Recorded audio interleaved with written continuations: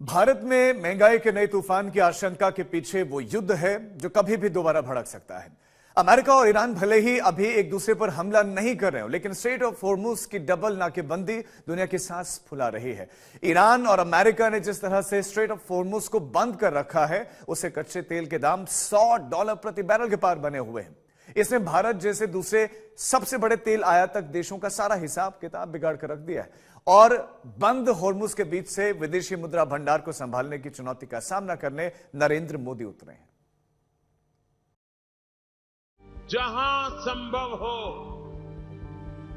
Petrol diesel का उपयोग कम करें और इसमें तो आपको आगे आकर के मेरी मदद करनी पड़ेगी। जब तक हालात सामान्य न हो हम सोने की खरीद को टालें।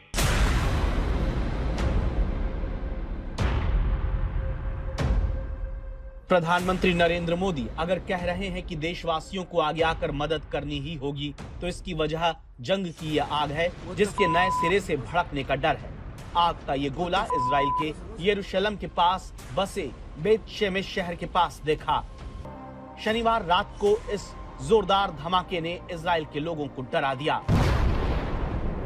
यरूशलेम में मशरूम बादल दिखाई दिए जो परमाणु हथियार के इस्तेमाल करने के बाद बनते हैं। इसके बाद सवाल उठने लगा, क्या इजराइल ने परमाणु हथियारों का कोई परीक्षण किया है? इस सवाल का जवाब इजराइल की सेना के लिए रॉकेट और मिसाइल के इंजन बनाने वाली सरकारी टोमर कंपनी ने दिया, जिसने अपने बयान में कहा कि यह धमाका एक पहले से तय परीक्षण था जिसे योजना के अनुसार अंजाम दिया गया। तो भले ही इजराइल ने परमाणु परीक्षण नहीं किया हो, लेकिन इससे युद्ध की तैयारी करते इजराइल की खबर जरूर लगती है, जो आशंका है कि अमेरिका के साथ मिलकर बहुत जल्द नए हमले ईरान पर कर सकता है।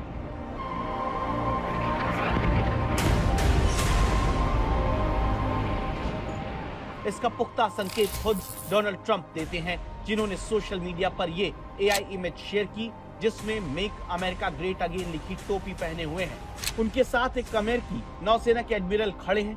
फोटो में दोनों समुद्र के बीच एक अमेरिकी नौसेना के जहाज पर खड़े दिखते हैं। दोनों के पीछे से बिजली की चमक दिखती है। इसके पीछे कुछ ईरानी जहाज भी दिखाई दे रहे हैं। ट्रंप ने इस फोटो को शेयर करते हुए ईरान को चेतावनी दी। ट्रंप ने अमेरिका और ईरान के बीच सीज फायर को तूफान से पहले की शांति करार दिया है। अब ट्रंप की इस धमकी के कई मायने लगाए जा रहे हैं।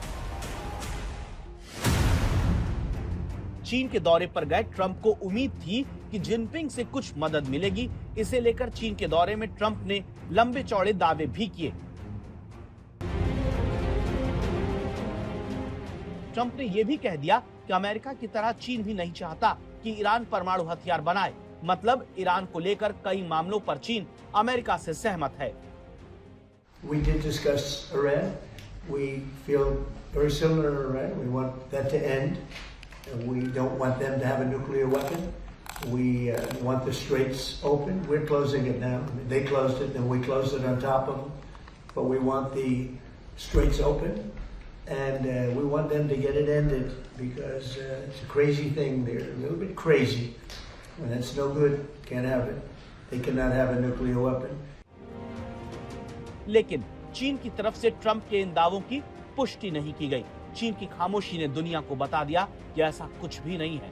जब ट्रंप से सवाल पूछा गया, क्या जिनपिंग ने स्ट्रेट ऑफ हॉर्मुज खुलवाने के लिए ईरान पर दबाव डालने का कोई आश्वासन दिया, इस पर ट्रंप ने जो जवाब दिया उससे अंदाजा होता है कि जिनपिंग की तरफ से ऐसा करने का कोई ठोस संकेत नहीं दिया गया।